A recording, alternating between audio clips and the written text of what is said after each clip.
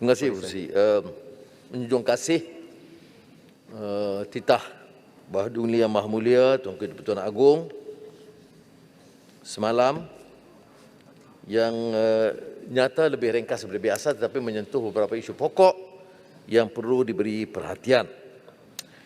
Pertama, saya nak jelaskan bahawa perubahan pimpinan negara ini diharapkan untuk membawa juga beberapa perubahan yang berarti dari sudut integriti yang disebut oleh Tuanku Agong, keterbukaan dan pertanggungjawaban serta ketelusan yang tentunya dikhawatiri telah diabaikan sebelum ini. Ini termasuk beberapa proses tender.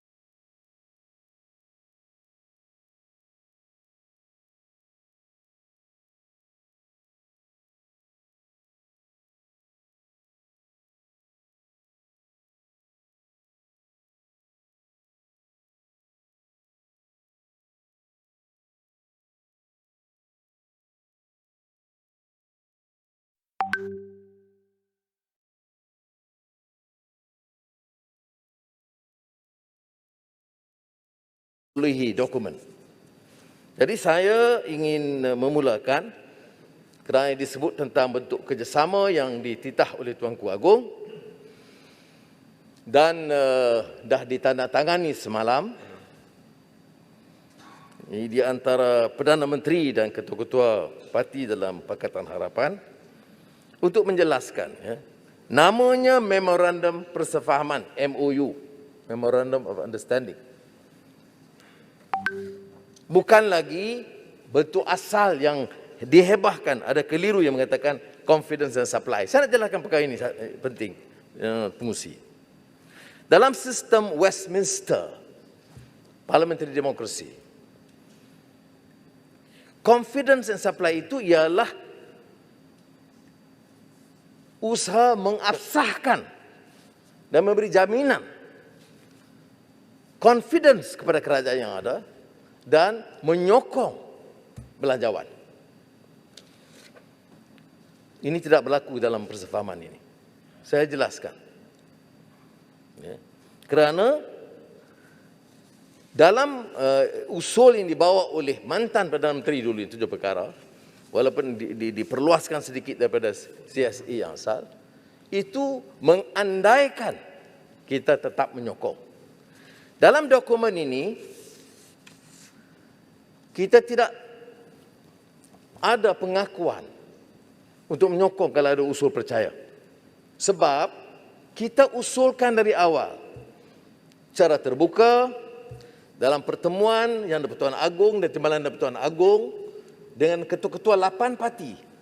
Sebahagian kami hadir, termasuk wakil daripada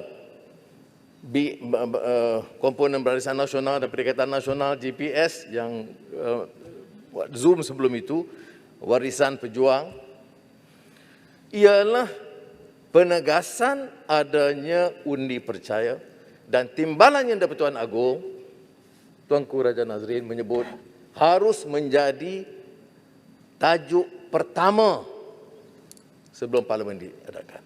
Dan kita semuanya bersetuju. Tidak ada yang membantah. Dan ini disahkan dalam titah Tuanku Agung. Ya, Peguam Negara berbeza pendapat mengikut arahan Perdana Menteri seperti biasa. Dan ada mantan Ketua Hakim Negara mengatakan tak perlu kerana boleh usul di parlimen undi tidak percaya. Saya rasa Ketua Hakim Negara yang mantan itu, dia mungkin faham undang-undang tapi tak ada fakta. Faktanya kalau saya usulkan hari ini kepada Yang di-Pertua, tidak akan dikemukakan kerana urusan kerajaan didahulukan. Kalau itu pun mantan ketua hakim tak faham macam mana lah nak jadi hakim adil dalam negara ni. Ini masalah dia. Mengelirukan rakyat. Jadi sebab itu bagi kita bermula dengan asas ini. Harus ada undi percaya. Baik. Tetapi kita tidak mahu isu itu yang terkait dengan isu legitimasi itu keabsahan membatalkan usaha kerjasama dalam bidang-bidang utama termasuk COVID-19 dan ekonomi. Sebab itulah saya sebut kepada Perdana Menteri, walaupun kita tidak setuju Ketua Pembangkang dengan keputusan Perdana Menteri untuk tidak meneruskan dengan undi percaya, kita tetap akan berikan kerjasama berbincang soal memorandum persefahaman. Yang berhormat Pak Dixon, di luar sana mengatakan kita PS kan setuju semua dengan kerajaan di bawah pimpinan BRA ini, Perdana Menteri, termasuk pelantikan menteri yang begitu ramai, mereka bertaraf menteri, BRA ya, yang bertaraf menteri begitu ramai, dan juga beberapa insentif yang lain yang menyebabkan kita setuju semua. Betulkah itu Ketua Pembangkang? Yang menyebabkan kita setuju semua dengan apa yang dibuat oleh kerajaan sekarang, dengan yang dikemukakan kepada rakyat, kononnya Pakatan Harapan seolah-olah sudah tidak jadi pembangkang. Dan bersetuju semua, menteri ramai pun tak apa, world record dalam menteri ramai, taraf menteri ramai pun tak apa. Kerana kita ni nak kepada kesejahteraan, maka kita setuju semua dengan kehendak mereka. Betulkah itu Ketua Pembangkang? Terima kasih Ketua Raja. Ini sebenarnya kerana mereka tak baca lagi memorandum itu. Memorandum persefahaman baru diedar secara terbuka hari ini, walaupun kita telah maklum ya, perbincangan kami mulakan di kalangan pimpinan, kemudian Jawatankuasa Khas diwakili 5 menteri dan 5 ketua-ketua parti dari PH, dan berterusan berbincang, tetapi yang kita jelaskan hal yang kita tidak bersetuju, ada yang kita bersetuju, penyalahgunaan kuasa, penyelewengan, rasuah akan kita bangkitkan, dan banyak hal yang kita bantah. Jadi saya rasa penjelasan Ketua Raja itu penting kerana dalam dokumen ini pun kita tegaskan tajuk peranan pembangkang dalam kerajaan. Yang berhormat, Tidak Izin berubah. Laluan. Yang Berhormat Izzain Laluan, Ya. Muar. Terima kasih Yang Berhormat. Saya ingin tegur sedikit. Ini adalah ucapan ulung Ketua Pembangkang. Dan selepas perjanjian semalam, sepatutnya bilateral ataupun bipartisan relationship itu lebih baik. Tetapi pada hari ini apabila Ketua Pembangkang sedang berikan ucapan, di depannya hanya seorang menteri dan timbalan menteri, yang lain semua hilang. Saya ingat dahulu apabila Ketua Pembangkang Datuk Seri Ismail berucap, dan apabila ada 4 ke 5 menteri pun kita diherdik kata mana kita tidak menghormat institusi Ketua Pembangkang. Tetapi pada hari ini apabila Ketua Pembangkang berucap, institusi yang telah pun diiktiraf dalam perjanjian ataupun persefahaman semalam, mereka semua tiada. Saya rasa rakyat sedang menilai dan melihat kerana dalam ucapan inilah jalan terbaik untuk kita cari titik persefahaman untuk menunjukkan bukan saja kita menghormati institusi pembangkang tetapi institusi parlimen. Saya berharap sahabat-sahabat di kerajaan ambil maklum perkara ini. This is a respect towards the institution of opposition. Terima kasih. Terhormat Ketua Pembangkang Dun Nuri.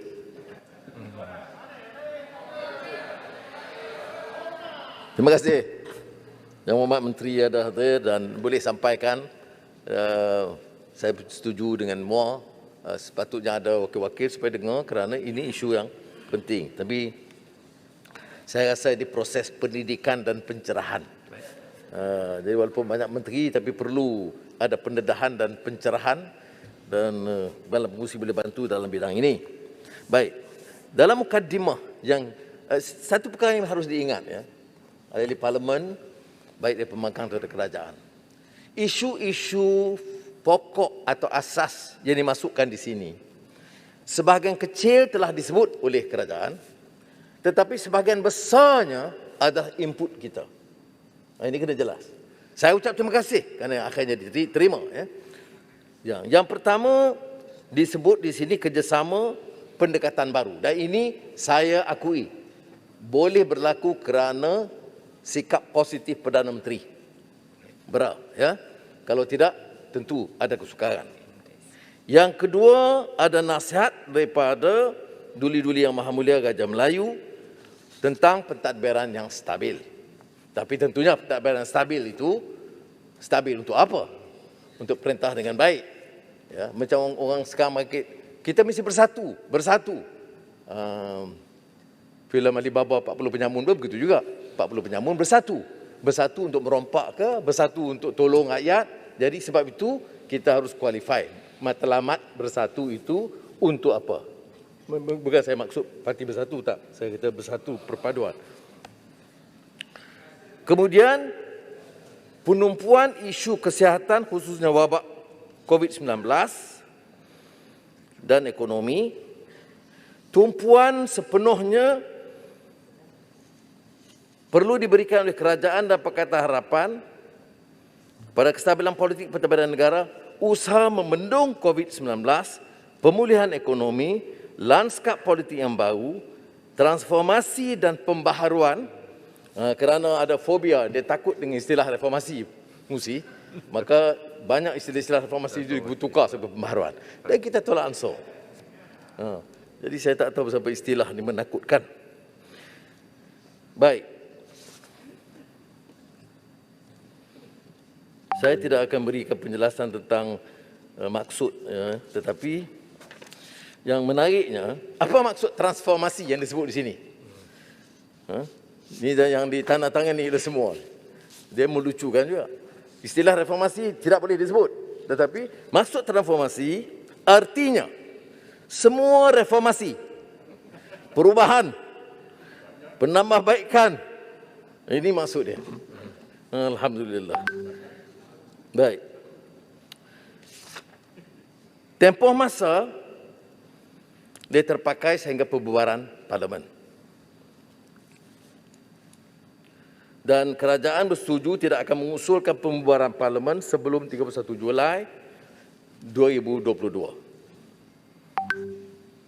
Kerajaan akan melaksanakan tiap satu yang dicadangkan, transformasi yang dicadangkan dalam aturan masa yang dijelaskan. Ini juga harus kita teliti. Umpamanya undi 18. Sekadar kerajaan mengatakan kami setuju, kami tidak terima. Sebab ini perkara yang diputuskan sejak 2019. Sekarang dah 2021.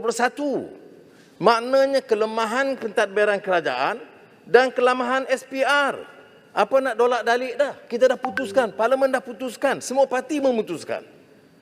Jadi sebab itu di sini kita letakkan tarikh pelaksanaannya. Apakah yang diputuskan? Dixon, Iaitu Pontian tanya tentang undi 18 itu. Pontian ni kalau kita kena bagi. Ya.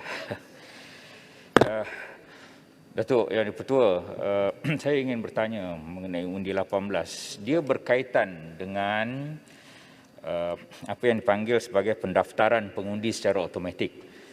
Kita difahamkan bahawa ada 5.6 juta rakyat yang belum daftar mengundi. Daripada 5.6 juta itu, 1.2 juta berumur antara 18 ke 21 tahun dan 4.4 juta orang berumur antara 21 tahun dan ke atas.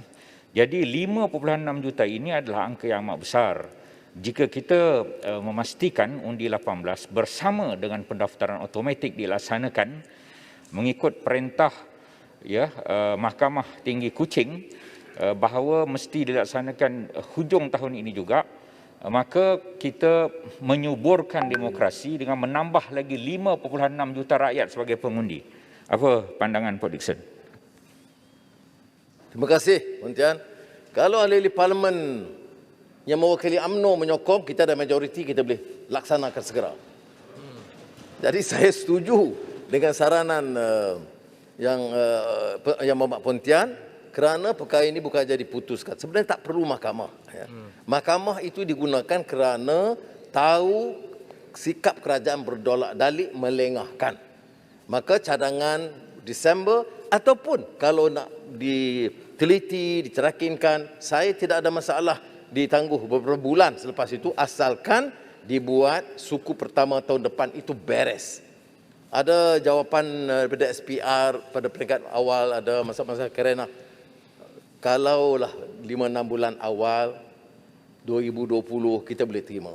Tapi kalau sekarang saya tidak fikir ada alasan apapun untuk melengahkan. Soal belanjawan 2022, ada yang menganggap bahawa dengan memorandum ini kita wajib menyokong. Tidak benar. Kalau kita baca memorandum ini disebut, kita boleh mengambil pendirian menyokong atau berkecuali bagi undi belanjawan 2022 selepas proses penggubalan rang undang-undang tersebut dirundingi dan dipersetujui. Nah, ini kita kena jelas ya. Maknanya tanggungjawab menteri dan tanggungjawab pembangkang mengambil sikap terbuka, bersedia duduk berunding. Jangan umpamanya seperti mana pernah berlaku oleh Menteri Kewangan, dia panggil, ada perbincangan, kemudian dia longgok dalam belanjawan, dia anggap kita sudah setuju dan terima. No. Kalau nak ada kerjasama untuk kita menyokong terkecuali, mesti ada proses rundingan dan kita bersetuju perkara asas. Tentulah perkara kecil itu ada perbezaan pendapat. Begitu juga tentang usul kerajaan atau rang undang-undang yang kegagalan meluluskannya merupakan suatu bentuk ketidakpercayaan atau tidak keyakinan kepada kerajaan. Kita nak elak. Tetapi syaratnya proses penggubalan rang undang-undang tersebut dirundingi dan dipersetujui secara bersama secara dasarnya. Baik. Jadi kerjasama harus diteruskan, mesyuarat harus dilakukan secara berkala dan berterusan. Dan dokumen ini kita telah nyatakan termasuk lampiran harus didedah kepada awam dan tidak dirahsiakan.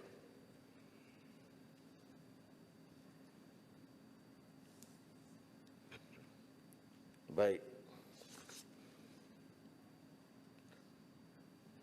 Satu perkara yang ditekankan di sini yang disebut pengusi supaya mengelakkan pandangan seperti yang dibangkitkan oleh YB Kota Raja adalah kerajaan dan Pakatan Harapan bersetuju bahawa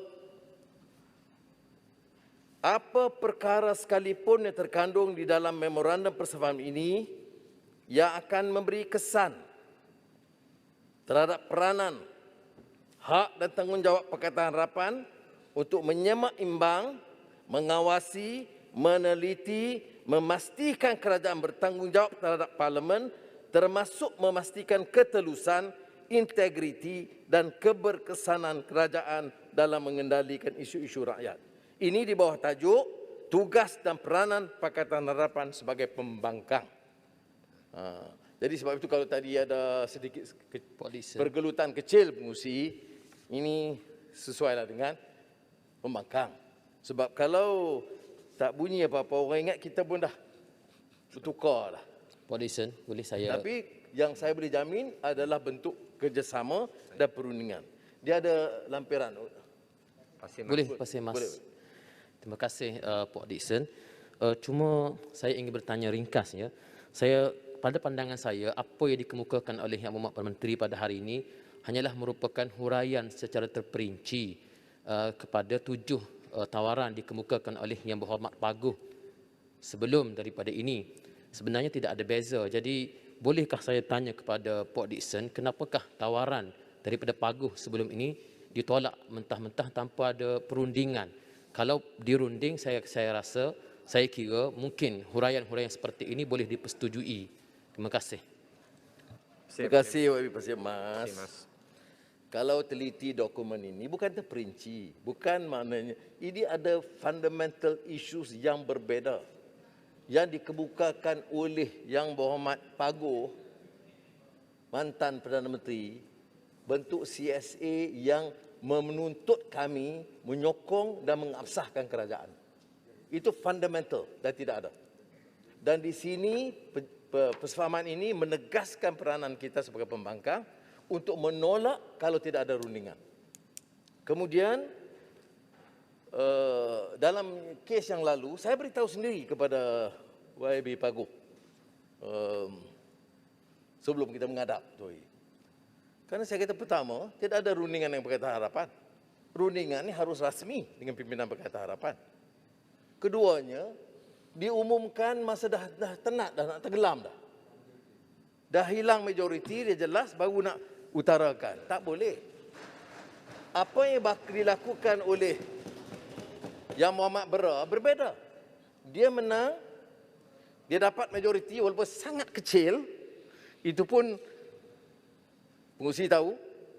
Hari ini mengundi untuk timbalan speaker pun tak mahu. Al-maklum sebabnya. Tetapi sekurang-kurangnya, tak salah saya hari kedua, hari ketiga, terus dia panggil. Dan ada orang ketegur, orang kritik saya. Buat apa nak susah-susah payah? Saya kalau dijemput, kita pergi. Itu sikap saya juga cukup terbuka. Ada orang buat kecaman yang sangat kasar. Jadi saya sebut, kita ni baik-baik kita ingat kita baik. Kita tidak mungkin lebih baik daripada Nabi Musa AS. Buruk-buruk mana-mana pemimpin yang kita caci pun, tidak mungkin lebih buruk daripada Firaun. Jadi kalau Nabi Musa bersedia jumpa Firaun, takkanlah kita tak boleh jumpa yang kerdil dan hina ini. Okey? Itu yang pertama.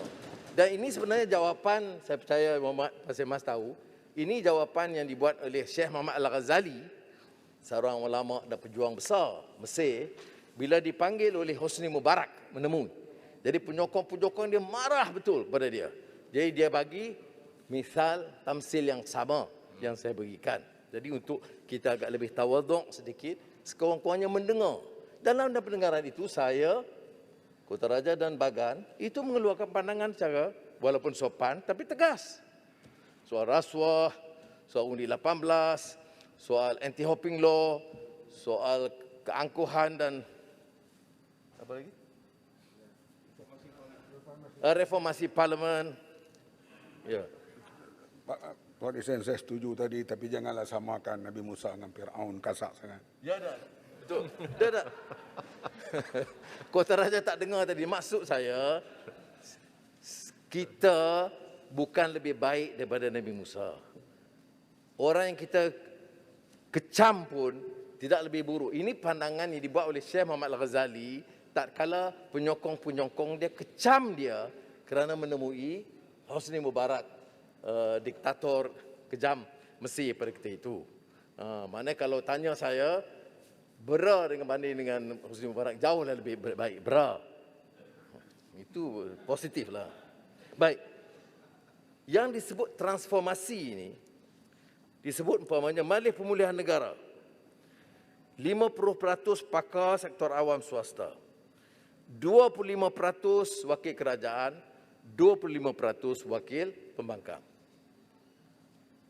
Kemudian pembangkang kami usulkan seperti yang diutarakan sekian lama, 45 bilion ringgit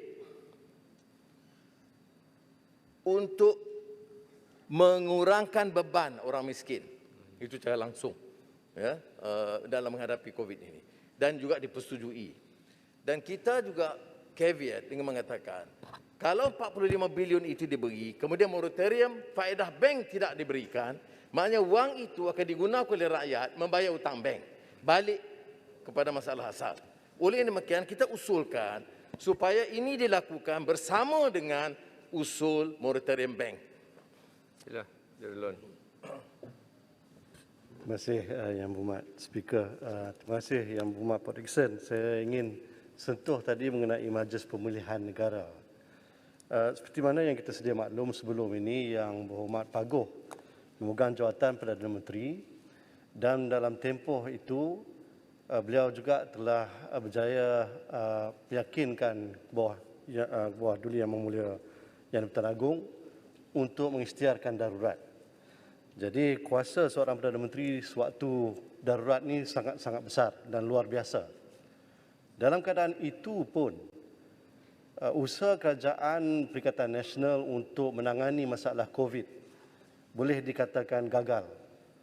Jumlah kematian meningkat dengan begitu mencanak sekali, jumlah jangkitan pun begitu tinggi. Adakah pada pandangan Yang Berhormat Port Dickson, dengan lantikan Yang Berhormat Pagoh sebagai pengurusi MPN bertaraf menteri berbanding dengan jawatan Perdana Menteri dalam keadaan darurat lebih baik dan akan membantu menurunkan kadar jangkitan COVID? Pandangan tepat daripada Darulun kerana Perdana Menteri kuasa penuh darurat tapi menangani dengan lemah dan banyak hal gagal, seperti kita lihat sekarang jumlah pencecah 17, 18, 20 ribu positif, tapi yang lebih mempersulitkan atau mengunsingkan adalah jumlah kematian yang kita sudah catat di antara yang paling tinggi di dunia. Ya, itu kan saya sentuh masa COVID. Tetapi sebab itu kita beritahu kepada Perdana Menteri dan juga pasukan perbincangan, sebaiknya ambillah tokoh baru, ya dari kerajaan tentunya, kita tak cadangkan dari pembangkang pun. Ataupun ambil yang lain yang ada pengalaman, yang mampu mengendali. Janganlah ambil yang sama dan mengharapkan cadangan baru yang boleh menyelesaikan. Itu saya setuju dengan Darulun, telah kita kemukakan. Jadi yang berikutnya adalah tentang menambah usaha menyaring kes COVID-19, pekesanan kontak, pengasingan mereka yang positif, find, test, trace, isolate, support and vaccinate. Itu kita sebut. Ya. Kerana bagi kita, persefahaman ini dilakukan tertumpu kepada masalah menangani masalah COVID dan ekonomi.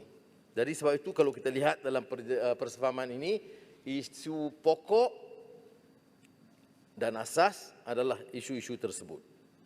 Untuk bantuan kepada rakyat, bantuan tunai sebanyak 10 bilion Yang Berhormat Port Dickson, disalurkan kepada 11 juta penerima dalam tempoh kedua tahun 2021 dan diteruskan 2022 untuk golongan B40 meliputi bantuan bersasar kepada golongan miskin tegar, miskin bandar dan M40. Saya tidak bermaksud bahawa kerajaan selama ini tidak meluluskan, tetapi kita gunakan persefahaman ini untuk menekan kerajaan menambah peruntukan langsung kepada rakyat. Sila, Siapa Rangga. Yang berhormat Pak Dixon, Ketua Pembangkang, kita amat berbangga dengan apa yang telah dilakukan ini, persefahaman demi untuk kestabilan negara dan demi untuk menangani wabak yang melanda. Dan sebagai sebahagian daripada Pakatan Harapan sendiri, saya mendukung penuh. Cuma saya agak rasa mencari kewajaran bila melihat butiran daripada perjanjian MOU ini, saya dapati isu yang agak penting juga di dalam menyingkapi kemelut kehidupan dampak wabak COVID-19 ini tidak disentuh, iaitu isu pendidikan. Dan semestinya sebagai seorang yang konsisten memperjuangkan isu pendidikan negara ini, walau di mana pun saya berada, saya merasakan sepatutnya isu pendidikan diberikan ruang di dalam perjanjian di antara PH dan juga dengan pihak kerajaan. Kalau kita lihat kepada titah Duli Yang Maha Mulia, yang di-Pertuan Agong sendiri pun telah menyentuh di dalam perbahasannya beberapa perenggan berkaitan dengan pendidikan, yang mana Tuanku sendiri mengatakan perlunya ada usaha kolaboratif di antara kerajaan dan juga pihak-pihak lain, merentasi politik, merentasi kepakaran dan juga kepartian untuk membangunkan isu pendidikan. Kerana isu pendidikan menerima dampak yang amat hebat daripada COVID-19. Saya yakin di pihak Pakatan Harapan kita telah berbincang sebelum pihak pimpinan berunding dengan pihak kerajaan. Cuma mungkin kita inginkan penjelasan daripada Yang Berhormat Prof. Dixon, di manakah kita ingin memetakan pendidikan di dalam kelangsungan perjanjian di antara pihak Pakatan Harapan dan juga dengan pihak kerajaan. Terima kasih Tuan Ketua. Terima kasih Sebang Renggam. Saya akui sepatutnya kita masukkan sebagai satu item yang penting, walaupun dalam perbincangan mereka mengatakan soal inklusif, perbaiki institusi dan tata kelola itu merangkumi kerana banyak yang tidak dimasukkan IT ya, dan lain-lain.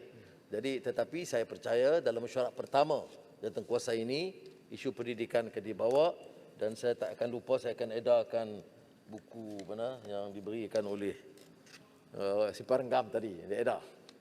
Baik. Yang berikutnya ialah kelangsungan perniagaan dan pemulihan ekonomi, dana tambahan COVID-19 bagi membantu insentif pengambilan pekerja dan meningkatkan pembiayaan kepada perusahaan kecil dan sederhana, termasuk kumpulan informal dan mikro. Ya. Jadi saya tekankan supaya perkara ini jangan tinggalkan, kerana saya akan tentu juga tentang pengangguran yang serius, termasuk pengangguran di kalangan anak muda dan siswaza.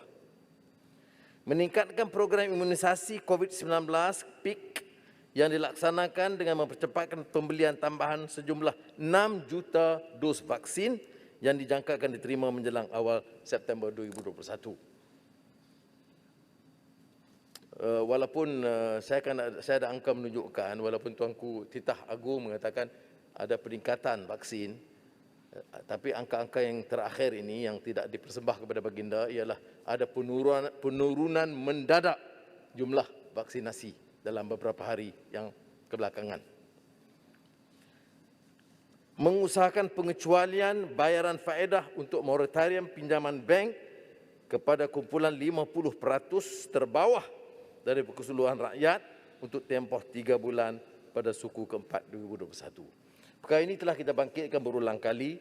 Saya akan bacakan juga tentang keuntungan bank dan gaji upah pengurus bank yang tinggi, yang terus meningkat. Kerana kalau tidak diluluskan yang ini yang sebab kita tekankan kepada Perdana Menteri dan pasukan menteri, apa pun masalahnya, wang yang kita suntik kepada rakyat sebahagian besar akan digunakan untuk bayar hutang. Jadi kedudukan keluarga, kesihatan, makanan, pendidikan akan terjejas. Maka sebab itu kita kaitkan peruntukan dana untuk dan supaya jangan digunakan wang itu untuk membayarkan hutang bank, supaya hutang bank diberi pelepasan faedah sehingga akhir 2021. Kemudian menghadkan tempoh jawatan Perdana Menteri tidak melebihi 10 tahun. Undang-undang anti lompat parti. Yang ni susahlah kerana yang lompat banyak belah sana. Tapi dipersetujui. Malam Buzi mengangguk tu. Terima kasih. SPR. SPR mempercepatkan lagi tindakan pelaksanaan pendaftaran umur minimum. Ini kita ambil tahu, saya tekankan tadi, sejak 2019. Jadi tidak ada alasan bagi SPR berdolak-dalik lagi dan pendaftaran secara otomatik termasuk memperoleh pengecualian dari segi kaedah-kaedah yang lain. Jadi yang lain ini kita sebut tentang bila harus dilakukan. Ya. Penggal pertama, mesyuarat pertama penggal 5 Parlimen dan juga sebahagiannya sebelum akhir tahun ini. Kemudian pembaharuan Parlimen. Ini pengurusi harus beri perhatian dan istilah reformasi Parlimen tidak diterima tetapi dibubuh dalam kandungan parliamentary reform. Boleh. Pasal ini English. Kadang-kadang orang dia istilah benda takut. Membentangkan dan meluluskan undang-undang berkaitan perkhidmatan Parlimen. Ini sudah diusulkan lama, Parliamentary Services Act. Tadi dalam mesyuarat saya bincang juga dengan speaker supaya menyegerakan penubuhan jawatankuasa berbincangkan, kerana ini tertakluk kepada persetujuan kedua-dua speaker Dewan Rakyat dan Dewan Negara. Jawatankuasa pilihan khas Parlimen, termasuk jawatankuasa pilihan, kita dah setuju supaya mewakili jumlah ahli Parlimen. Maknanya kalau boleh 5-4. Kalau dah tinggal kurang daripada itu 4-3. Jadi 3 daripada pembangkang. Janganlah macam sekarang, jawatankuasa pemilih, saya seorang hadir, mewakili pembangkang, 5 daripada kerajaan. Tak apalah, saya boleh lagi berdepan. Tapi biar adil, kurangnya 3-2 atau 4-3. Dia punya nisbah yang dibincangkan. Jumlah ahli Parlimen kerajaan dan pembangkang dalam jawatankuasa pilihan khas Parlimen harus lebih seimbang supaya terbayang di dalamnya kadar parti masing-masing di dalam majlis. Seperti dalam perkara 82, 1 kurungan peraturan mesyuarat. Jadi ini telah saya sentuh tadi. Kemudian pindaan standing order. Pengurusi, yang betul? Pindaan standing order ni pengurusi ialah kerana untuk elak daripada yang terpertua dan timbalan yang terpertua menggunakan peraturan yang ada di sewenang-wenang supaya mengekang kebebasan Parlimen. Jadi peraturan ini harus dipindah. Jadi setakat ini dipersetujui. Jadi yang terpertua dan timbalan dan wakil-wakil akan meneliti. Terima kasih Pak Dickson.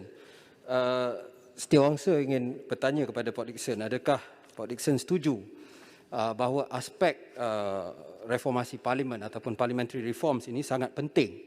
Kerana kalau kita lihat dalam keadaan Perdana Menteri sebelum ini yang tidak stabil, beliau telah menggunakan alasan darurat yang telah membuatkan kita sebagai ahli-ahli Parlimen tidak dapat menjalankan tugas kita sekian lama. Dan ini dengan beberapa ketetapan yang ada bagi saya adalah satu langkah yang positif untuk kita memastikan walaupun dengan bilangan majoriti yang kecil di peringkat kerajaan, Parlimen dapat terus berfungsi. Dan minta pandangan Pak Dickson juga tentang memastikan perjalanan select komiti ini dengan lebih baik. Sebab misalnya select komiti yang saya anggotai sebelum ini hanya bermesyuarat untuk lantik pengerusi sekali, itu hanya sekali je kita bermesyuarat. Adakah Ketua Pembangkang setuju bahawa kita perlu mengambil peluang ini untuk memperbaiki perjalanan select komiti dan parlimen kita. Ini maklum, jawatankuasa yang mewakili kerajaan, 5 menteri dan 5 pemimpin pembangkang akan teliti supaya memastikan ada mesyuarat yang ditentukan secara berkala. Pengurusi dan kuasa select committee itu sama 50-50 dan jumlahnya itu lebih adil dan mesyuaratnya itu pun dipertanggungjawabkan. Sebab itulah ada cadangan supaya ada timbalan speaker sekurang-kurangnya yang dipertanggungjawabkan untuk memantau hal ini supaya lebih berkesan. Kemudian peruntukan dan kedudukan ahli yang berhormat, ahli Dewan Rakyat seperti mana kelazimannya di sistem demokrasi baik Australia atau India ataupun UK, itu kedudukan ahli Dewan Rakyat dan Ketua Pembangkang itu mestilah diberikan hak dan kewajaran, kemudahan yang sewajarnya supaya dapat melaksanakan tanggungjawab yang lebih efektif. Sekarang ini ada diskriminasi terhadap pembangkang. Kebebasan institusi kehakiman. Ini kita masukkan dan tegaskan supaya ada ura-ura untuk diperalatkan badan kehakiman untuk menguntungkan mana-mana pihak. Oleh demikian, kita tegaskan supaya Perdana Menteri dan kerajaan memastikan terlaksana sepanjang masa kebebasan badan kehakiman, transformasi institusi dan tata kelola kerajaan yang baik bagi memastikan keadaan yang lebih kondusif untuk rakyat dan negara. Ini salah satu peruntukan dimasukkan untuk menekankan bahawa institutional reform itu sangat kritikal dalam negara kita dalam keadaan terhakisnya kepercayaan rakyat kerana kebebasan badan kehakiman, kebebasan badan penguatkuasaan dan institusi-institusi penting termasuk parlimen. Sabah Sarawak tentang perjanjian MA 63 itu kita tekankan kerana kita tidak fikir wajar setelah merdeka lebih setengah abad, kita masih belum tunai perjanjian yang dimeterai oleh bapa-bapa kemerdekaan dulu. Jadi dokumen-dokumen yang berkaitan yang dulu dirahsiakan bagi kita harus didedahkan kepada awam dan dibahaskan dan dilaksanakan dalam keadaan yang segera. Ini termasuklah keadilan dari segi mengekalkan pahaman tentang kedudukan wilayah yang belum lagi dipindah, wilayah Semenanjung Tanah Melayu, wilayah Sabah dan Sarawak, dan kemudian pembangunan yang lebih seimbang dan adil. Bagaimana kita nak laksanakan? Maka kerajaan dan pembangkang bersetuju menubuhkan jawatankuasa pemandu seramai 10 orang, 5 orang menteri mewakili kerajaan dan 5 orang wakil pembangkang. Dan mereka akan bertindak sebagai jawatankuasa pemandu yang berkuat kuasa sepanjang memorandum persefahaman ini dilaksanakan. Jadi saya harap dengan penjelasan ini tidak ada kekeliruan.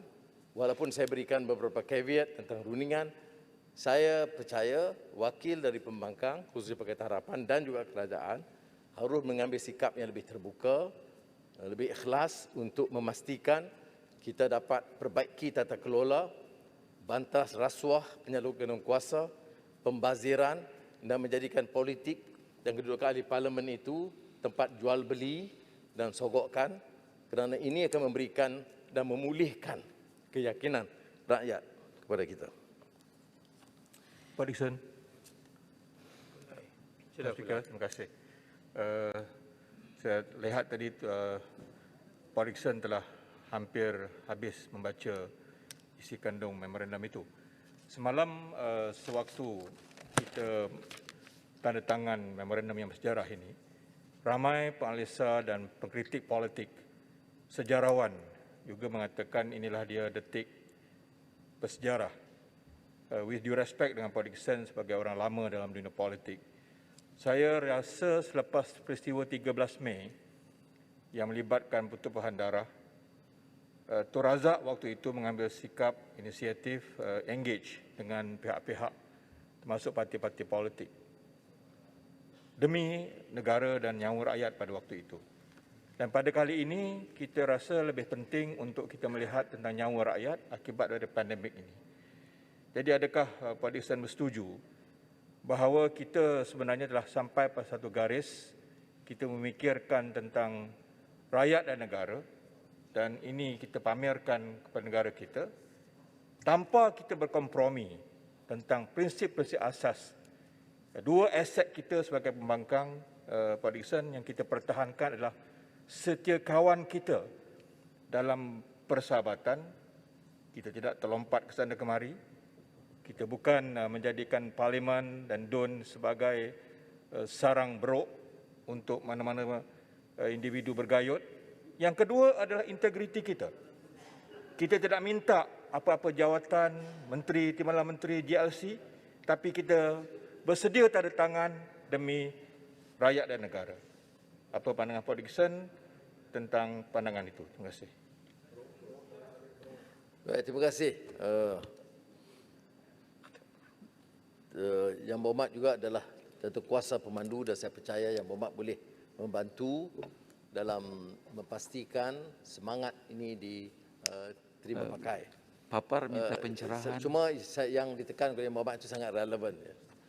Kerana bila hal ini semalam dimeterai dan ditandatangani, saya sebut kepada Perdana Menteri untuk menyegerakan penyebarannya, tapi ada proses-proses tertentu, COP dan sebagainya yang menyebabkan tertangguh penyebaran dokumen ini, yang menyebabkan pelbagai tafsiran dan telahan. Ada yang mengatakan kita dah jual prinsip, ada yang mengatakan kita sangat mahu diiktiraf.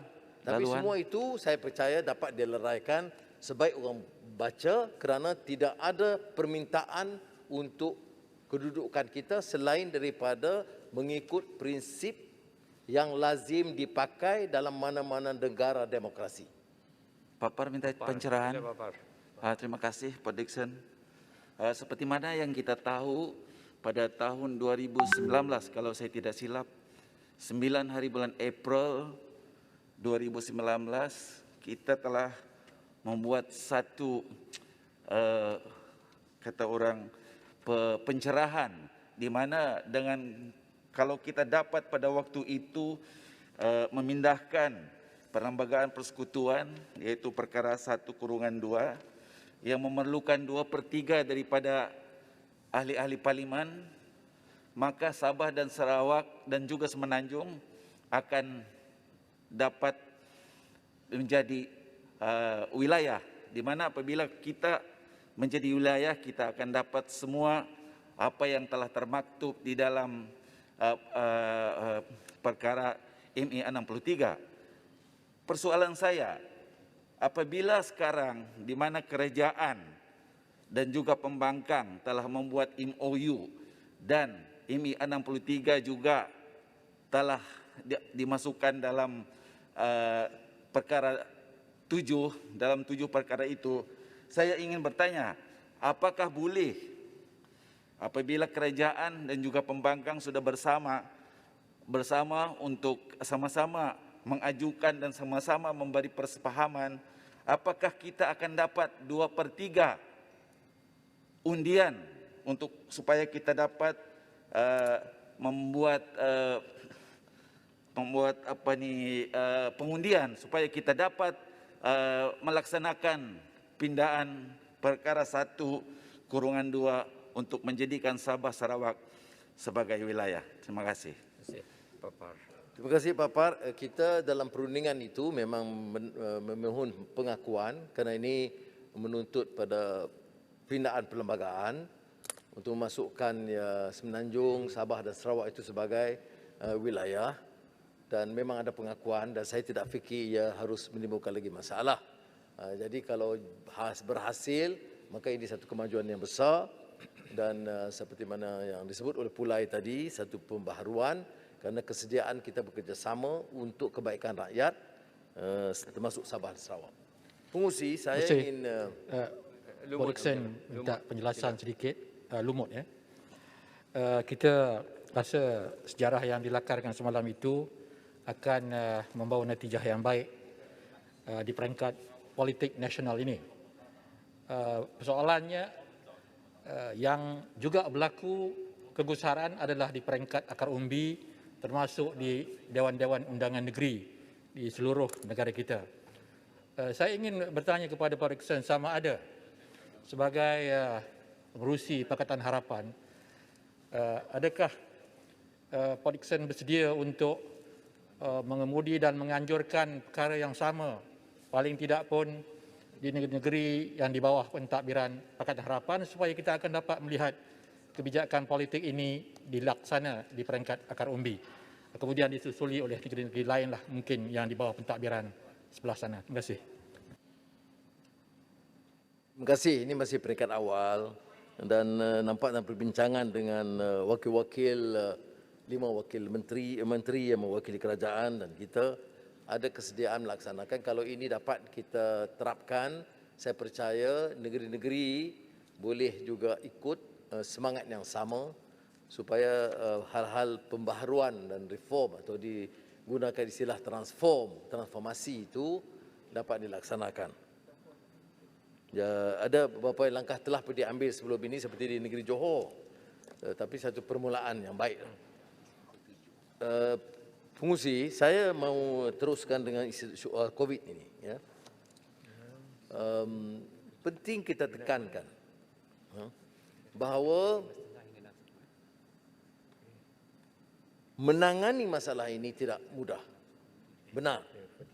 Tetapi ia memerlukan juga sikap yang agak tawaduk, agak jangan terlalu angkuh di kalangan pimpinan untuk merasakan pandangan mereka semua sudah pintar dan cekap sehingga tidak ada kesediaan untuk lebih inklusif mendengar pandangan lain. Ada sedikit perubahan sekarang. Ya. Tetapi kita telah membazir waktu setahun, tidak ada kesediaan mendengar. Hanya beberapa kerat orang memutuskan dan itulah yang mesti dipatuhi dan itu yang terbaik. Padahal kita tahu negara-negara sekarang di luar negara termasuk di kalangan pakar-pakar sedang mencari, meneroka idea baru untuk menangani masalah ini. Saya melihat umpamanya satu kajian oleh Society for Epidemiologic Research, McGill University, ya. Profesor Epidemiologi, McGill University. Ini penting, ratusan majalah dikeluarkan. Saya sebut di Parlimen dulu, kajian pun, ya, puluh ribu kajian dibuat tentang cara menangani COVID. Tak ada satu pun yang kata mesti melalui darurat. Di Malaysia sendiri ada 700-800 kajian oleh pakar-pakar. Satu pun tidak mencadangkan cara penyelesaian darurat. Tapi itu sudah berlalu. Nak tunjuk bahawa tidak ada kesediaan di kalangan pimpinan untuk mendengar hujah dan menilai cara lebih teliti. Ya. Menurut kajian ini menyebut tentang Prussian pathologist Rudolf Virchow pada tahun 1848. Dia masih berumur 26 tahun. Tetapi dia buat kajian teliti tentang epidemik typhus epidemic di apa yang disebut masa itu Upper Silesia, sekarang ini Poland. Dia mengeluarkan hasil 190 muka surat yang menyebut sebenarnya kita bincang epidemik ini, ya, menteri wilayah pada, ialah masalah kemiskinan dan kesenjangan. Kata dia, tak boleh lagi daripada kenyataan bahawa masalah epidemik apapun dia berpunca kepada poverty and social exclusion. Kerana kemiskinan dan penyimpangan ataupun penyisiran kelompok-kelompok yang menyebabkan kesenjangan dan kemiskinan dan menyebabkan krisis itu memuncak. I am convinced that if you change these conditions, the epidemic would not occur. Kalau kita lihat di negara kita, yang paling banyak positif COVID, yang paling banyak meninggal dunia, dan paling parah brought in dead, mati masa sampai ke hospital, itu kelompok yang paling miskin. Tidak ada peluang kemudahan kesihatan. Jadi kita termasuk ke dalam pimpinan harus ingat Selagi tak dapat kita tangani masalah kemiskinan, selagi kesenjangan itu berlaku terus-menerus, yang kaya dan di kalangan yang miskin, selagi projek-projek khas kemiskinan itu hanya dikatakan tokenism, sedikit-sedikit dari masa ke masa, selama itulah kita tidak dapat selesaikan masalah serius apa epidemik sekalipun.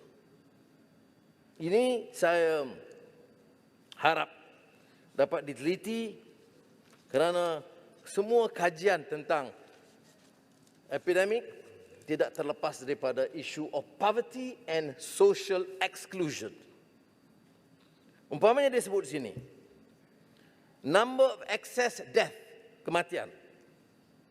Di negara seperti Peru, Bolivia, South Africa dan Brazil, itu lebih kerana politik yang lemah dan weak social institutions.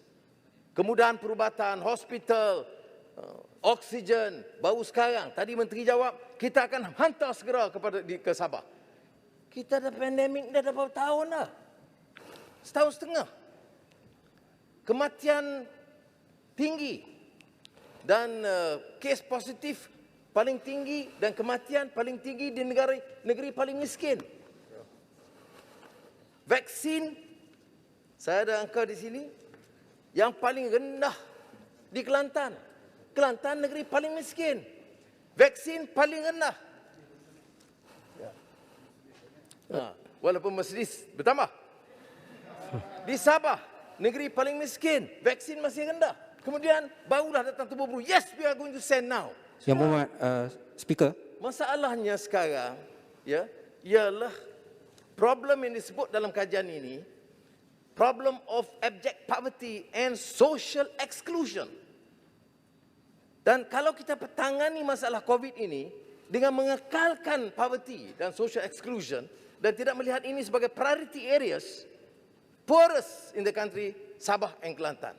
The least vaccines, Sabah and Kelantan. Is something wrong with the system. Something wrong with the planning. Tak payah melalak nak hantar oksigen sana sini. Ini central problem. Setahun dah kita bangkit perkara ini dan perkara ini tidak ditangani dengan baik. Terima kasih Pak Dickson. Setiawangsa cuma ingin mencelah soal kaitan kemiskinan dan pandemik. Kita boleh lihat bukan hanya di kawasan, saya pastinya kawasan-kawasan seperti Sabah dan Kelantan masalahnya lebih serius. Tetapi di kawasan bandar pun, termasuk di kawasan Setiawangsa yang mana ketika Pak Dickson menjadi Menteri Kewangan telah membina banyak PPR di sana. Kita lihat kesediaan kerajaan pada hari ini untuk memberikan bekalan makanan dan sebagainya tidak cukup, ya, sehingga bila berlaku PKPD dan sebagainya, masalah-masalah basic yang kita rasa sudah habis. Kalau tidak pun di seluruh negara, sekurang-kurangnya di bandar macam Kuala Lumpur, yang mana pendapatan purata di Lembah Kelang sudah mencapai negara-negara seperti negara maju di Asia, tetapi poket-poket kemiskinan masih lagi serius. Jadi adakah Pak Dickson setuju bahawa kerajaan telah gagal menangani isu ini termasuk di kawasan ibu kota Kuala Lumpur sendiri? Terima kasih Setiawangsa, betul. Ini dia kata pockets of poverty in the midst of plenty. Maknanya satu kelompok-kelompok miskin yang terbiar, yang tersisih. Sekarang ni masalah selain miskin desa, saya sebut Kelantan dan Sabah. Ini miskin bandar di Lembah Kelang, di Kerinci dan Pantai Dalam, Setiawangsa, beberapa kawasan itu sudah ke tahap yang parah. Tadi saya sebut tentang kajian dan ahli akademik kita, epidemiologis Malaysia, Profesor Adibah Kamurzaman juga menekankan hal yang sama dari research yang saya sebutkan tadi, iaitu bila social institutions itu rapuh dan lemah dan tidak ada ketegasan untuk menanganinya selain berretorik politik biasa dan terhakisnya trust in the government. Bagaimana trust itu terhakis? Kerana dua darjat tadi. Dia sebut di sini, trust in the government eroding, especially after the rakyat reacted to double standards by politicians. Jadi saya harap Menteri ambil iktibar perkara ini mendasar kajian. Umpamanya, U-turns in the SOPs were instrumental in the erosion of trust. Jadi tak boleh pakai SOP yang berbeza. Saya sebut tadi tentang jumlah vaksin. Paling rendah Kelantan. Kalau ada ahli Muhammad daripada Kelantan, terutama penyokong kerajaan, tidak tekan ini sebagai satu perkara yang basic. Saya tidak fikir mereka harus wakili lagi kawasan-kawasan mereka. Ya. Kelantan, peratusan vaksin 34.5. Paling rendah di negara ini, walaupun Kelantan paling miskin di negara ini. Sabah, 36.1%. Satu lagi negeri miskin. Terengganu di antara negeri miskin 45.1%. Kedah satu lagi negeri miskin 38.9%. Tapi kalau bicara kita ini parti Melayu nak akan selamatkan orang Melayu. Tapi negeri-negeri yang hampir keseluruhannya orang Melayu, vaksin ini paling terkebelakang. Saya tidak mahu sebut soal isu kaum di sini, tapi nak menunjukkan logik yang dibawa untuk mempertahankan kepentingan Melayu itu sebenarnya memang rusak. Baik, Tuanku Agung Titah kata ada kemajuan dalam pemberian vaksin. Saya terima kenyataan itu. Tetapi tidak kenyataan terbaru. Jumlah vaksin harian yang diberikan lebih 500,000 pada bulan Ogos. Tuan Yang Dipertua, ini dijanjikan sejak bulan Mac. Kalau Tuan Yang Dipertua ikuti, saya ada buat program exit strategy yang ikut bulanan. Dia janji bulan depan 200,000, yang ada 120,000. Bulan Mei 400,000, yang datang 200,000. Jauh daripada target dan sasar. Tapi di sini 500,000 pada bulan Ogos. Ini yang dikaitkan dalam ucapan Yang di-Pertuan Agong. Tetapi sejak 18 Ogos, di mana catatan paling tinggi 555,000 dos, angka harian mula menurun. Di bawah 300,000 sejak 10 September dan hanya 227,000 semalam, 2 hari yang lalu. Mana kalau kita terus dengan kadar begitu, kita tidak akan capai vaksin berkelompok, herd community. Dan kita nak tanya, sebab apa lembat ni?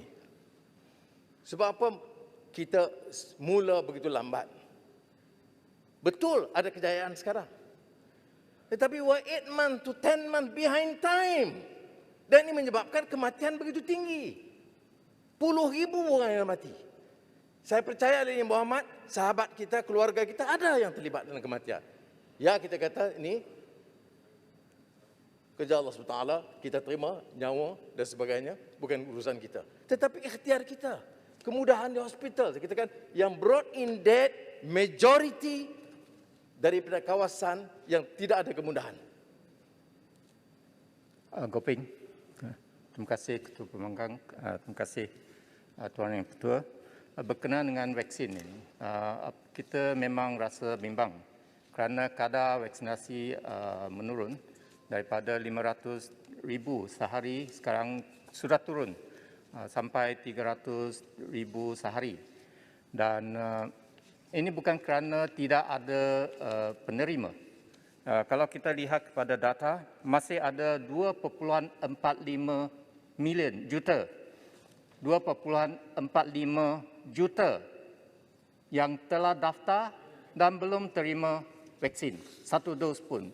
Dan juga ada 2.16 juta mereka yang layak yang belum daftar, dan sepatutnya kementerian harus meneliti khususnya kepada golongan ini lebih kurang 4.6 juta yang orang dewasa yang sepatutnya diberikan vaksin secepat mungkin. Apa pandangan Ketua Pembangkang?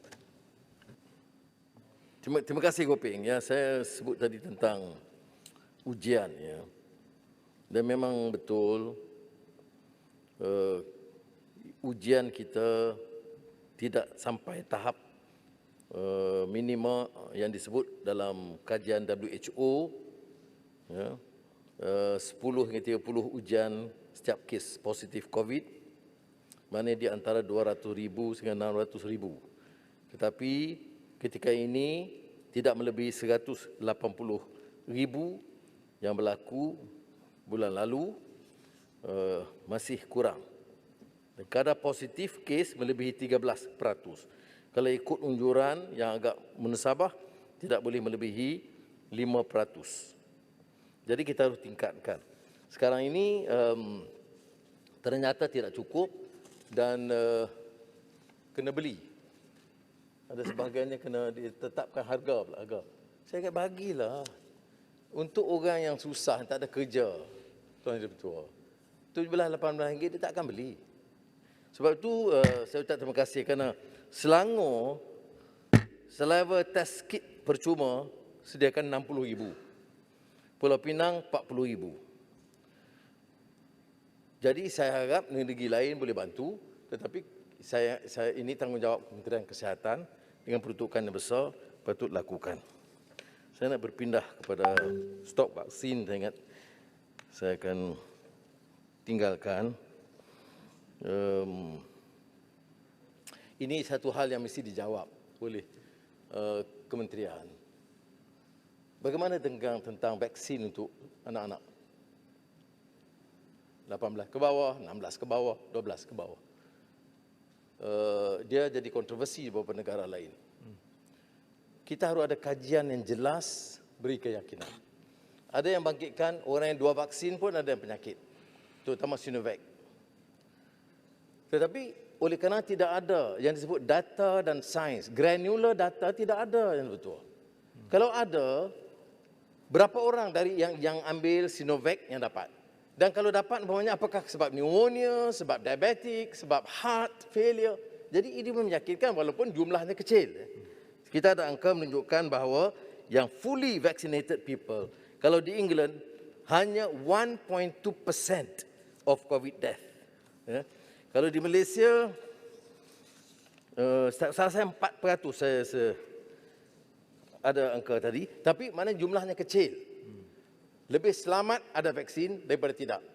Tapi di kalangan vaksin, kalau sakit sehingga bawa kematian, kita nak tahu kematian itu sebab COVID ataupun kompleks ataupun terkait dengan masalah diabetik, pneumonia, heart failure dan sebagainya. Itu kita kena teliti. Jadi 6 bulan, 7 bulan dulu dalam exit strategi, Anda betul saya sebut tentang pertamanya biar transparent, ada ketelusan tentang bekalan vaksin. Kemudian peruntukan, kos, tender, supaya orang tahu betul-betul belanja. Sebab belanja kita ratus-ratus bilion. Tuan Ketua Agung kita sebut 350 bilion. Ya. Tapi kita nak tahulah terperinci supaya jangan ada ketirisan. Kita tahu masalah kita ni. Yang bocor, yang tiris, yang komisen. Ini semua kita kena elak. Orang mati. Takkan masa ini juga kita nak fikir soal perniagaan kita. Berkenaan dengan data, Goping. Terima kasih Tuan Yang Ketua. Memang kita tahu KKM telah pamerkan COVID Now untuk cuba menunjukkan data transparansi.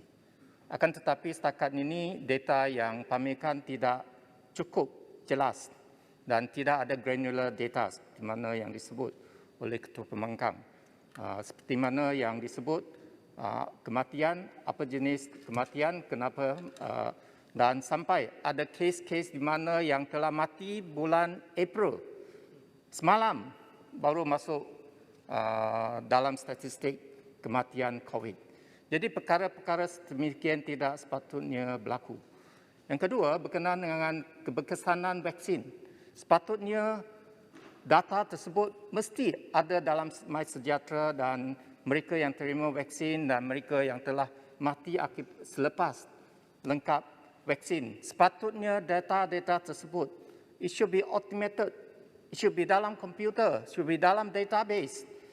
Kenapa tidak dipamerkan, tidak dikongsi sama supaya kita lebih faham apakah sama ada vaksin yang berlainan, ada kesannya berlainan. Apa yang dipamerkan setakat ini agak kelirukan dan tidak cukup mencukupi untuk kita membantu. Saya harap KKM dapat menambah baik dari segi data transparansi, granular data supaya bukan setakat di pihak kerajaan, di pihak universiti, di pihak swasta, sama-sama kita boleh menyumbang kepada analisis data dan memberi cadangan yang lebih baik. Sekian. Celahan Pak Dixon, tambahan pada Gopeng. Pak Dixon, masih berkenaan vaksin. Dari hari awal lagi, Speaker, polisi kerajaan adalah tidak ada paksaan. They don't make it as a compulsory for every Malaysian to take up the vaccine. Itu asasnya, ya.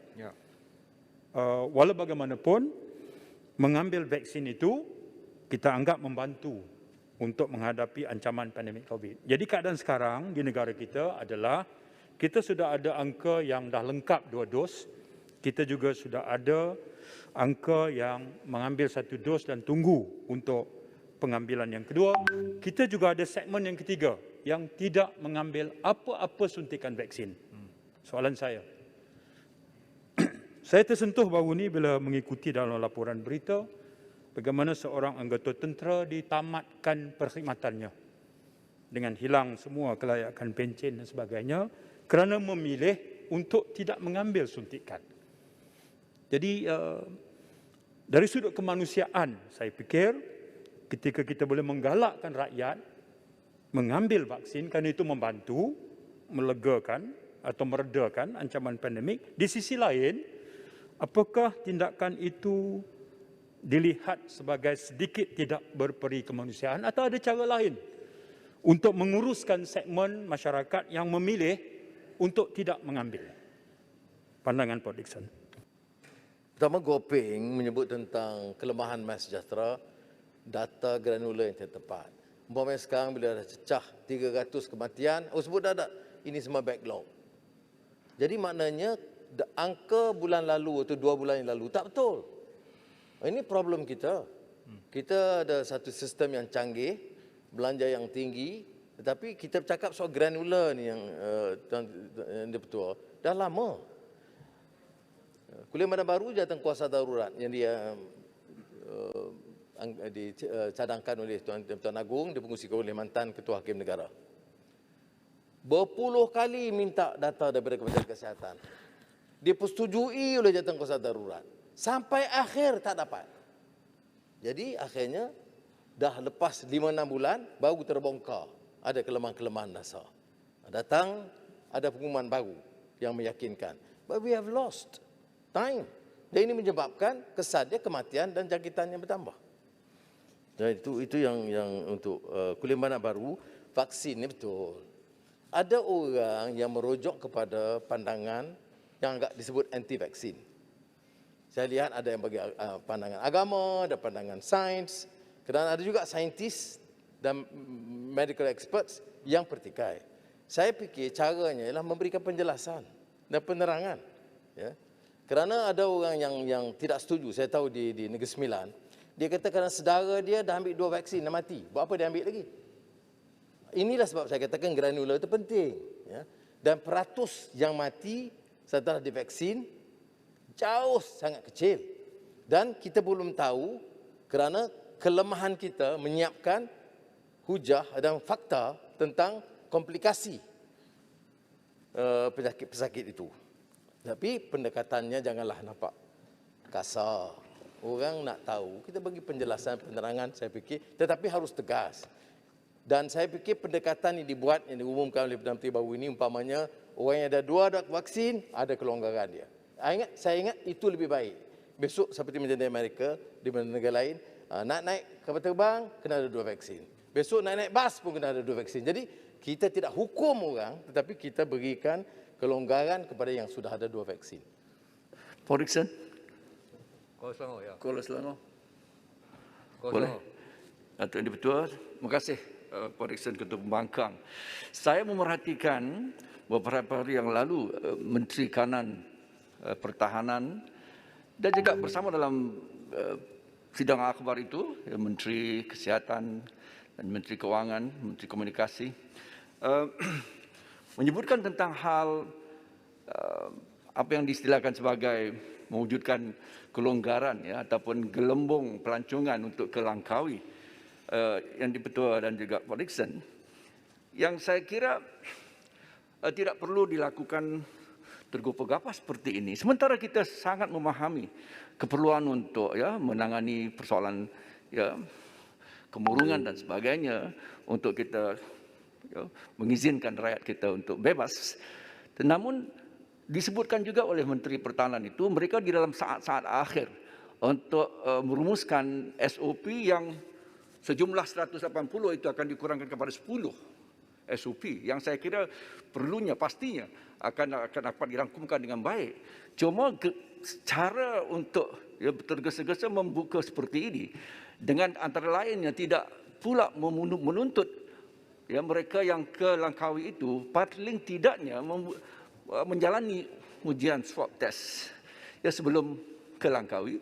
Pastinya perlu mereka itu adalah juga ya double dose ya mereka telah lalui, juga termasuk persoalan kanak-kanak yang susceptible, kumpulan yang terdedah diizinkan juga ya, mereka kita tahu bagaimana mereka susceptible dan kumpulan yang berisiko. Jadi kesemua ini, for example, apakah lebih baik perkara ini dirumuskan kalau benar-benar kita mau transisi kepada fasa endemik ya, jangan ya dilakukan ya seperti ini, karena kita belajar daripada Delta variant di Sarawak dan sebagainya. Lalu perkara ini saya minta Pak Rizan mengutarakan, karena sangat wajar perkara ini dicermati dan kita lumuskan dengan wise, ya, dengan bijak, berdasarkan sains dan sebagainya, dan jangan dilakukan seperti mana yang dilakukan hari ini. Ya, terima kasih. Terima kasih. Dan seperti mana ditekankan oleh Perdana Menteri pagi tadi, ya, kita harus beri sedikit ruang supaya ekonomi itu boleh meningkat. Saya setuju. Cuma yang ditekankan oleh Kuala Selangor, biarlah peraturan diperketatkan. Ya. Umpamanya ada 2 vaksin, kalau perlu ada swab, dan kepada anak-anak itu yang mudah terdedah itu harus ada penelitian khusus. Saya lihat umpamanya bukan saja di Langkawi, tapi Port Dickson, Pantai Port Dickson dan Pantai Melaka dah mula kerumun. Ya, jadi kita betul kita harus galakkan industri pelancongan, dan saya setuju. Cuma haruslah diikat dengan peraturan yang sangat ketat. Kalau tidak, dia tidak dapat terkawal, kerana bila bawa keluarga dan anak-anak semua yang 90% lebih belum divaksin. Izinkan saya selesaikan sedikit lagi. Ya, pertama saya nak sebut tentang pengangguran. Ya. Dan kita nak dengar secara khusus langkah yang diambil kerana pengangguran itu meningkat tinggi dan pada kadar walaupun lebih perlahan tetapi masih meningkat. Sekarang ini 778 daripada 768 sebelumnya. Kemudian kita juga lihat pengangguran di kalangan anak muda dan siswazah itu jauh lebih tinggi. Jadi pendekatan kita pengangguran itu tidak harus menyeluruh. Ya. Ada pendekatan yang umum, tapi juga pendekatan yang lebih tersasar kepada kelompok muda, dan kerana bagi beliau itu ada peningkatan yang mendadak. Bilangan penganggur belia bertambah sehingga sekarang ini 340,000. Jadi agak terlalu tinggi ya kalau dilihat secara keseluruhannya. Saya nak sentuh tentang harga barang. Menteri tadi dah keluar. Harga ayam saja sebenarnya. Daripada 4 September RM7, 11 September RM10. Peningkatan lebih 29.5% dalam tempoh setahun. Walaupun kadar inflasi katanya masih 3%.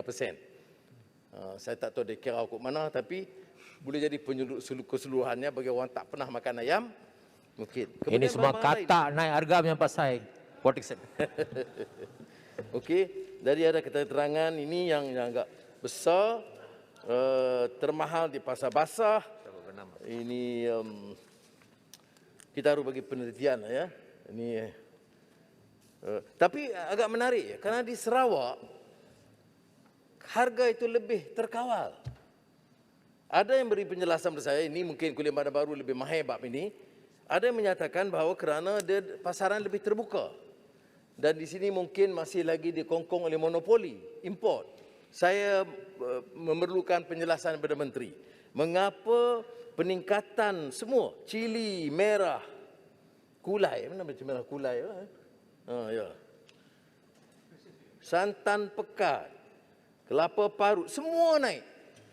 Tapi kalau banding di Sarawak, naik itu paling minimal. Di Sabah naik. Jadi saya kurang faham apa yang boleh dilakukan di Sarawak yang tidak dilakukan di sini, kerana kenaikan itu sangat minimal dan kebanyakan harga itu masih di tahap yang sama. Jadi tetapi itu soal kedua. Soal pertama, mengapakah langkah pengawalan harga itu sangat lemah sekarang sehingga kenaikan harga itu terlalu tinggi? Saya juga ingin sentuhkan tentang ekonomi ini ya. Ekonomi ini seperti juga sains dan data COVID, dia mesti ikut angka. Kita war-war peningkatan maaf, gaji dan upah siswa dulu sebelum ekonomi ya. Satu hal yang mengusingkan ini soal keluhan wanita. Mengapa sehinggakan tahun 2021 purata dan penengah gaji dan upah bagi siswa lelaki masih lebih tinggi berbanding siswa perempuan. Kelayakan sama, kerja lebih kurang sama, tapi upah bagi wanita itu jauh lebih rendah, relatif rendah dalam semua hal. Jadi oleh demikian kita harus ada langkah, Menteri Wanita harus lebih proaktif, lebih berani sikitlah untuk menentukan bagi yang same qualifications, experience, job, itu sangat tidak adil dilakukan diskriminasi serupa ini dan mungkin di sektor swasta. Dan terkait dengan soal wanita ini adalah soal keputusan Mahkamah baru-baru ini yang menyentuh tentang ibu yang melahirkan anak, ayahnya kalau dan ibu, ada diskriminasi. Ibu melahirkan anak dan tidak dapat kewarganegaraan. Walaupun mahkamah dah putuskan boleh, saya tak faham mengapa Perdana Menteri yang bercakap soal keluarga ini mengizinkan peguam negara merayu menentang keputusan yang dibuat oleh mahkamah. Jadi,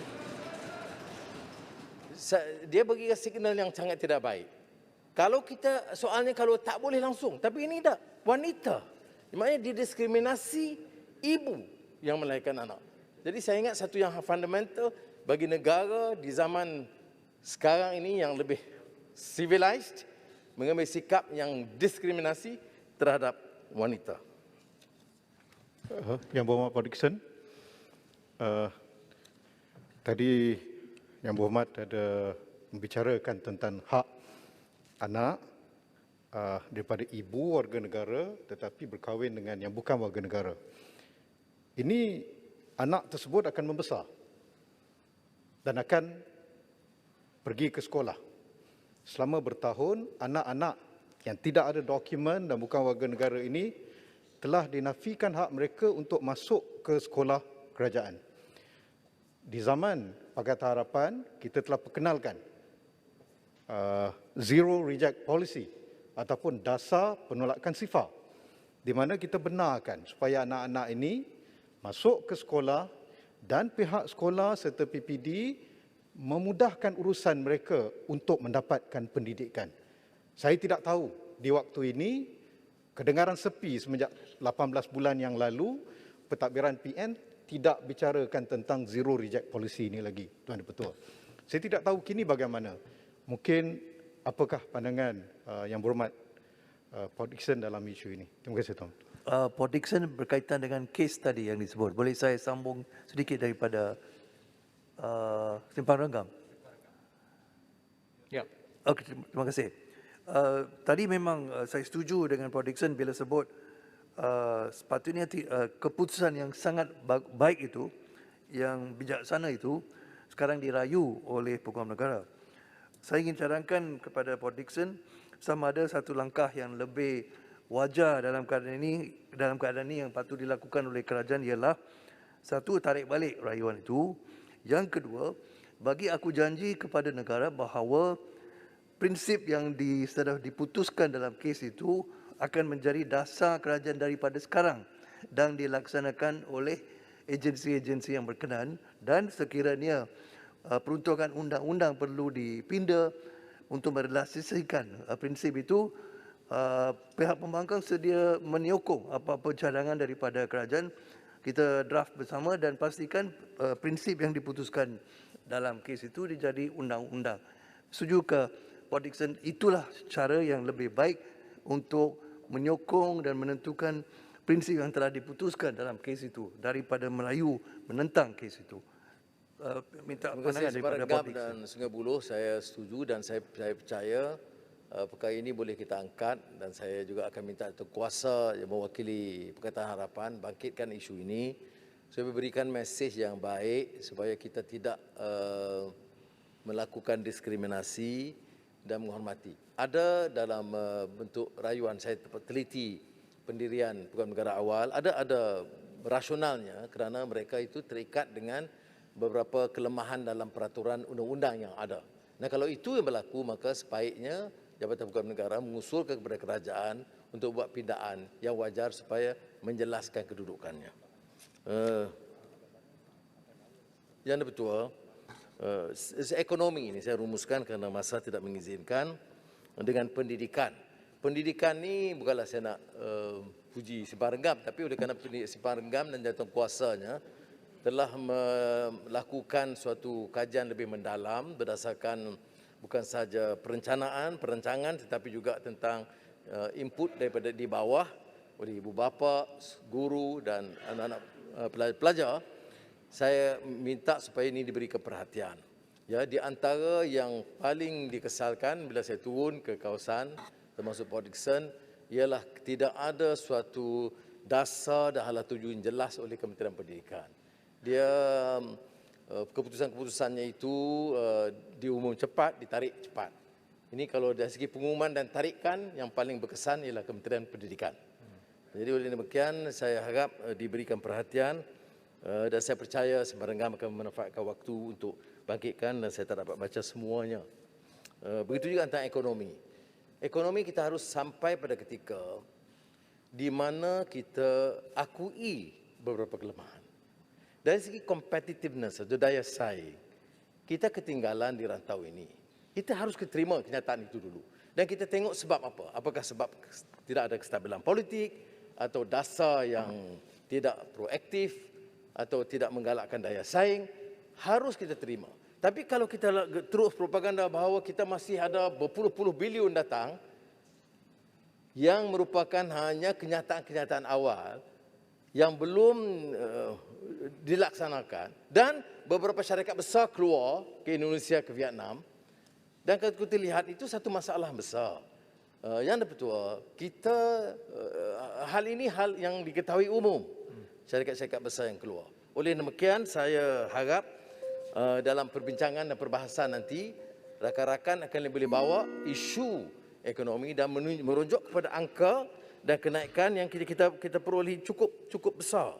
Kalau kita lihat umpamanya kita mula daripada threshold yang rendah, ya, punya pertumbuhan minus 5.6 tahun lalu, dan tahun ini first quarter katalah kita naik, atau second quarter kita naik 16.1. Kita kena tengok dari segi itu. You don't mislead. Statistics do lie, yang betul. Jadi kita kena tengok itu supaya rakyat tahu. Kemudian kalau tengok Indonesia, kalaupun dia catat 7.1 2021, tapi dia minus 2.1 saja pada tahun lalu. Jadi oleh demikian angka ini harus kita lihat, dan tentunya satu yang membingungkan, mengapa dulunya Vietnam telah mengatasi kita dan sekarang Indonesia mengatasi kita. Mari kita umpamanya lihat supaya dapat kita memanfaatkan waktu ini dan pengalaman ini untuk membawa perubahan untuk mengangkat martabat rakyat melalui pemacuan ekonomi yang lebih meyakinkan. Terima kasih. Terima kasih Yang